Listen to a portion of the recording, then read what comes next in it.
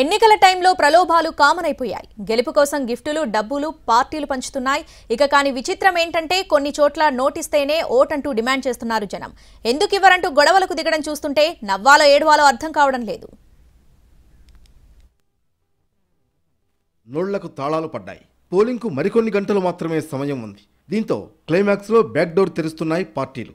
AP, తెలంగాణలో ఓటుకు 2 నుంచి 5,000 వరకు రేటు కట్టి అమ్మేస్తున్నారు అభ్యర్థులు. ఈ పార్టీ ఆ పార్టీ అని కాదు, అన్ని పార్టీల నేతలు ఎక్కడికక్కడ డబ్బు సంచుల్ని పరిచేస్తున్నారు.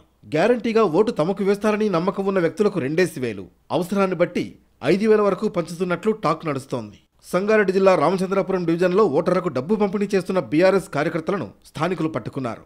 వీరిని మెదక్ బీఆర్ఎస్ ఎంపీ అభ్యర్థి అనుచరులుగా గుర్తించారు. మరీ విచిత్రం ఏంటంటే కోనసీమలో కొత్త పంచాయతీ తెరపైకొచ్చింది. మడికి విలేజ్లో మహిళలు ఆందోళనకు దిగారు.